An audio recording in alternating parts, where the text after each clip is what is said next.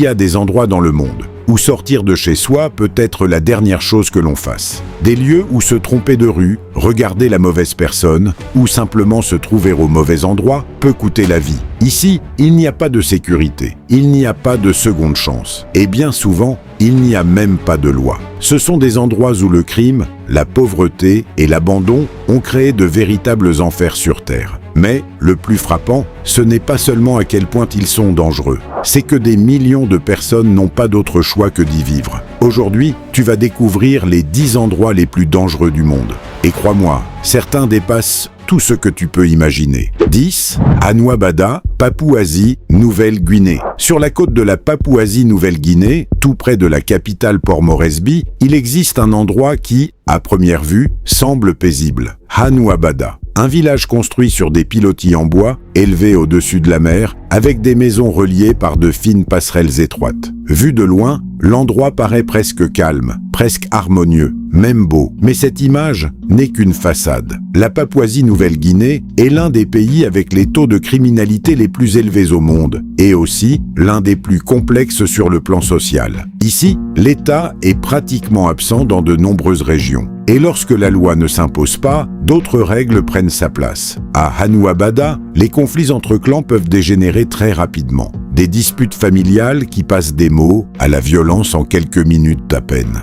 La justice officielle intervient rarement, et cela entraîne une réalité où les communautés elles-mêmes décident de punir ou de se venger. Dans certaines zones du pays, encore aujourd'hui, des personnes sont attaquées, voire tuées, après avoir été accusées de sorcellerie. Des croyances ancestrales, mêlées à la peur et à l'absence de contrôle. De plus, la capitale voisine, Port Moresby, a été classée à plusieurs reprises parmi les villes les plus dangereuses du monde. Vols violents, agressions et des quartiers où même les habitants ne se sentent pas en sécurité. Et tout cela a un impact direct sur des lieux comme Hanua Bada. Car vivre ici ne signifie pas seulement s'adapter à l'environnement, cela signifie apprendre à anticiper le danger, à lire les tensions, à savoir quand se taire et quand disparaître. Parce que dans des endroits comme celui-ci, l'erreur n'offre pas toujours une seconde chance. 9. Kibera, Kenya. Nous nous rendons maintenant à Nairobi, au Kenya, là où existe un endroit qui défie toute idée de ville moderne. Kibera, l'un des plus grands bidonvilles d'Afrique. Mais ce qui impressionne le plus, ce n'est pas sa taille, c'est sa densité. On estime qu'entre 200 000 et près d'1 million de personnes vivent concentrées dans cet espace. Un lieu où les habitations sont faites de tôles, de boue et de matériaux recyclés, où les rues ne sont pas vraiment des rues, mais des chemins de terre étroits, chaotiques, souvent envahis par les déchets. Ici, l'accès à l'eau potable est limité, l'électricité est irrégulière et le système d'assainissement quasiment inexistant dans de nombreuses zones. Mais le véritable problème va bien au-delà de la pauvreté. C'est l'absence de contrôle réel. Kibera fonctionne à bien des égards comme une ville à l'intérieur d'une autre ville, avec ses propres dynamiques, ses propres règles. Les gangs opèrent dans différents secteurs et les vols, les extorsions et les agressions font partie du quotidien. Les périodes électorales sont particulièrement dangereuses. Lorsque les tensions politiques au Kenya augmentent, Kibera devient l'un des points les plus explosifs. Émeutes, affrontements entre groupes et des épisodes de violence qui peuvent dégénérer très rapidement. Mais il y a quelque chose qui rend Kibera encore plus marquant, la contradiction. Car malgré tout cela, c'est aussi un endroit rempli de vie, des marchés improvisés, des enfants qui jouent dans des ruelles impossibles, des personnes qui entreprennent avec presque rien. Kibera, c'est le danger, mais c'est aussi la résilience. C'est le reflet de ce qui se passe lorsque des millions de personnes sont oubliées et que malgré tout, elles continuent d'avancer. 8. Khayelitsha, Afrique du Sud. À la périphérie du Cap, loin des zones touristiques et des cartes postales parfaites, se trouve Khayelitsha, un endroit où l'histoire pèse lourd, très lourd. Khayelitsha est né pendant l'apartheid, lorsque des milliers de personnes ont été déplacées de force vers des zones périphériques, sans infrastructures, sans ressources et sans opportunités. Des décennies plus tard, les conséquences sont toujours visibles. Aujourd'hui, c'est l'un des endroits les plus dangereux d'Afrique du Sud. Ici, la criminalité n'est pas occasionnelle. elle fait partie du système. Vol violent, agression, homicide, violence sexuelle, tout se produit avec une fréquence alarmante. L'un des plus grands problèmes est le manque de présence policière efficace. Dans de nombreuses zones, la réponse à un crime peut prendre des heures ou ne jamais arriver. Cela crée un environnement où les criminels agissent avec une relative impunité et où les habitants se retrouvent souvent totalement sans protection. Lorsque la nuit tombe, Khayelitsha change. Les rues se vident, les portes se ferment, les lumières s'éteignent plus tôt que prévu et le silence devient un signal d'alerte. Car ici, l'obscurité n'est pas synonyme de repos, c'est l'incertitude. C'est savoir qu'à tout moment, tout peut arriver. 7. Rocinha, Brésil. À Rio de Janeiro, l'une des villes les plus emblématiques du monde, il existe un endroit où la réalité est très différente de celle des cartes postales. Rocinha, la plus grande favela du Brésil. Un immense labyrinthe de maisons empilées les unes sur les autres, de rues étroites, et d'une densité de population écrasante. On estime que plus de 150 000 personnes vivent ici, même si certains pensent que le chiffre réel est bien plus élevé. Rocinha n'a pas toujours été un lieu violent, mais au fil du temps, l'absence de l'État a permis à d'autres de prendre le contrôle. Pendant des décennies, différentes factions du narcotrafic ont dominé la zone, imposant leurs propres lois, contrôlant qui entre, qui sort, et ce qui se passe à l'intérieur. Dans certains cas, elles ont même géré des services de base. Oui, à certains moments, les groupes criminels ont agi comme une sorte de gouvernement parallèle. Ces dernières années, les autorités ont tenté de reprendre le contrôle par des opérations policières. Mais ces interventions se terminent souvent par des fusillades intenses, avec des civils pris au milieu. Ce qui frappe le plus à Rocinha, ce n'est pas seulement le danger, c'est le contraste. Depuis certains points du quartier, on peut voir les zones les plus riches de Rio de Janeiro. Des hôtels, 5 étoiles, des appartements de luxe, deux mondes séparés par quelques mètres seulement, mais totalement différents, comme s'ils coexistaient dans des réalités parallèles. 6. Medina, Honduras. Au cœur de l'une des villes les plus dangereuses du monde, San Pedro Sula, se trouve le quartier de Medina. Un endroit où la violence n'est pas occasionnelle, elle est constante. Ici, le pouvoir n'appartient pas à l'État, il appartient aux maras. Des organisations criminelles comme la Mara Salvatrucha et le Barrio 18 ont transformé des zones entières en territoires contrôlés.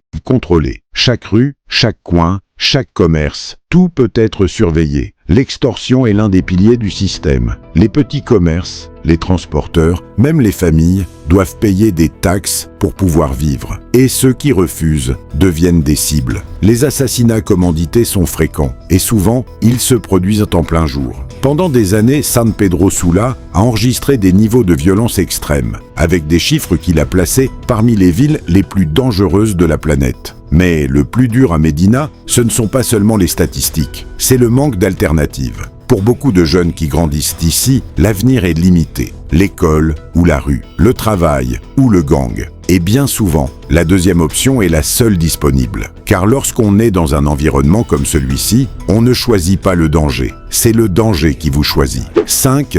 Zone périphérique de San Pedro Sula, Honduras. Si le quartier de Medina représentait déjà un environnement difficile, les zones périphériques de San Pedro Sula poussent cette réalité à un niveau encore plus extrême. Ici, la violence n'est pas un événement ponctuel, mais une structure qui organise la vie quotidienne. Dans ces quartiers, le territoire est divisé d'une manière presque invisible pour un étranger, mais parfaitement claire pour ceux qui y vivent. Chaque rue peut appartenir à un gang différent, et ces frontières ne sont pas marquées par des panneaux ou des murs, mais par quelque chose de bien plus dangereux, le contrôle humain. Traverser une zone sans le savoir peut être interprété comme une menace, une provocation ou simplement une erreur impardonnable. Et dans de nombreux cas, cette erreur se paie de la vie. Les maras ne sont pas seulement présentes, elles agissent comme une autorité parallèle. Elles décident qui peut ouvrir un commerce, qui peut travailler dans certaines zones, et même qui peut rester. L'extorsion fait partie du système économique. Commerçants, transporteurs et familles paient régulièrement pour éviter des représailles.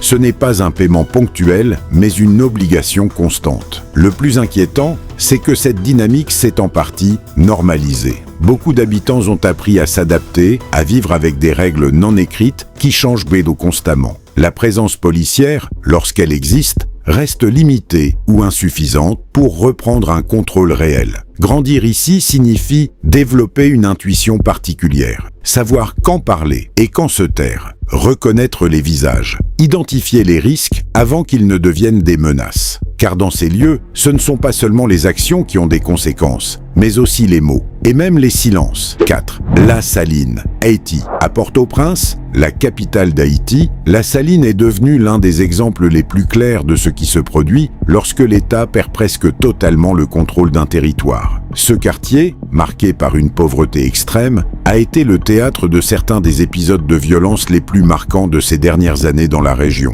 Il ne s'agit pas de conflits isolés, mais d'attaques organisées, coordonnées, qui ont fait des dizaines de victimes en très peu de temps. À plusieurs reprises, des groupes armés sont entrés dans la zone avec une précision qui évoque davantage des opérations militaires que de simples affrontements entre bandes. Les conséquences ont été dévastatrices. Maisons détruites, familles déplacées, communautés entières plongées dans une peur constante. Mais le véritable problème de la Saline ne se limite pas à la violence directe. C'est le contrôle total exercé par les gangs sur la vie quotidienne. Dans de nombreux cas, ce sont eux qui décident de l'accès aux ressources essentielles, la nourriture, les transports et même l'aide humanitaire. Cela transforme la population en une sorte d'otage permanent, piégé dans un environnement où fuir est extrêmement difficile et où dépendre des structures officielles n'est pas toujours une option réelle. L'instabilité politique du pays, combinée à une économie extrêmement fragile, a créé un terrain propice à l'expansion de la violence. Vivre à la Saline, c'est vivre avec l'incertitude permanente, avec la sensation que tout peut basculer à n'importe quel moment. Ici, le danger ne prévient pas, il apparaît. Et quand il apparaît, il est souvent trop tard. 3. Petare,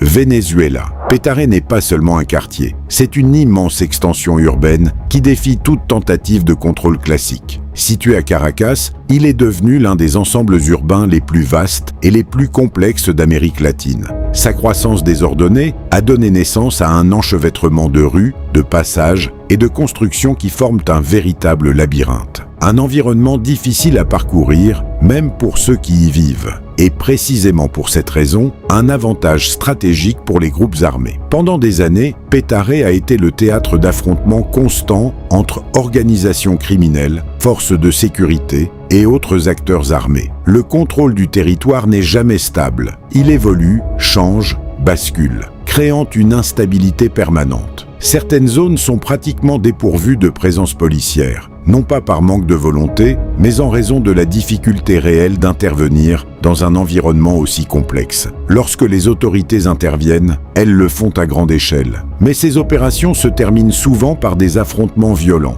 Au milieu de tout cela, la population civile reste piégée. Les fusillades peuvent éclater sans avertissement et chacun doit réagir en quelques secondes pour survivre. Mais ce qui frappe le plus à Petare, ce n'est pas seulement la violence, c'est la manière dont elle s'est intégrée dans le quotidien. Les habitants développent toute une forme d'adaptation constante. Ils apprennent à interpréter les sons, les mouvements, les situations, avec une rapidité impressionnante. Ici, survivre ne dépend pas uniquement de la chance. Cela dépend de la capacité à comprendre son environnement et à réagir avant les autres. Un équilibre fragile où la moindre erreur peut avoir des conséquences graves. 2. Cité Soleil, Haïti. Cité Soleil représente l'un des exemples les plus extrêmes de l'effondrement du contrôle étatique dans un environnement urbain. Également situé à Port-au-Prince, ce quartier est régulièrement cité comme l'un des endroits les plus dangereux de l'hémisphère occidental. Et il est facile de comprendre pourquoi. Ici, les structures officielles sont presque inexistantes. À leur place, ce sont les gangs armés qui contrôlent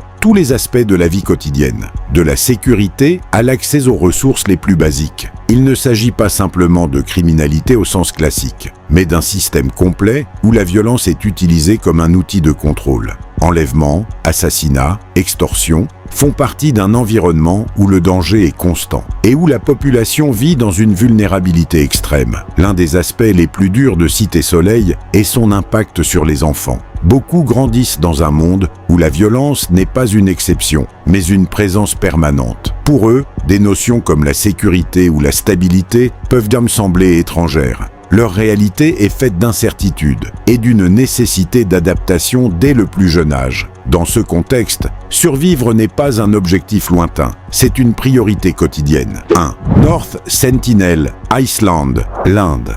Et à la première place, nous trouvons un endroit totalement différent des autres, mais tout aussi dangereux, peut-être même plus. North Sentinel Island, une petite île située dans l'océan Indien qui, à première vue, pourrait ressembler à un paradis. Plages vierges, forêts denses, isolement presque total du reste du monde. Mais cette apparence cache une réalité unique. L'île est habitée par les Sentinelles, l'une des rares tribus au monde restée totalement isolée de la civilisation moderne depuis des milliers d'années. Contrairement aux autres lieux de cette liste, il n'y a ici ni crime organisé, ni trafic de drogue, ni conflits urbains. Le danger vient d'ailleurs, d'un rejet absolu de toute présence extérieure. Les tentatives d'approche ont toujours été accueillies par des attaques directes. Les habitants utilisent des arcs, des flèches et des lances pour défendre leur territoire, sans avertissement. L'exemple le plus connu remonte à 2018, lorsqu'un homme a tenté d'entrer sur l'île de sa propre initiative. L'issue a été fatale. Depuis, les autorités ont renforcé les restrictions d'accès. Le gouvernement indien maintient une zone d'exclusion autour de l'île, non seulement pour protéger les visiteurs, mais aussi pour préserver la tribu elle-même, car leur isolement les rend extrêmement vulnérables aux maladies extérieures. North Sentinel Island représente un type de danger totalement différent. Ce n'est pas le résultat de la pauvreté ou du crime, mais celui d'une séparation totale entre deux mondes qui ne peuvent pas coexister sans conséquences graves. C'est un rappel puissant. Dans certains endroits, le plus grand danger n'est pas la violence elle-même, mais le contact. Tous ces lieux ont quelque chose en commun, malgré leurs différences. Dans chacun d'eux, la vie est marquée par des conditions extrêmes qui obligent les habitants à s'adapter de façon parfois inimaginable. Ce ne sont pas des scénarios de fiction, ni des histoires exagérées. Ce sont des réalités complexes, ancrées dans des facteurs sociaux, économiques et politiques profonds. Et pourtant, même dans les environnements les plus difficiles, la vie continue. Des personnes travaillent, prennent soin de leur famille et tentent de construire un avenir dans des circonstances qu'elles n'ont pas choisies. Car lorsque l'environnement devient hostile, la survie cesse d'être une option. Elle devient la seule manière d'avancer.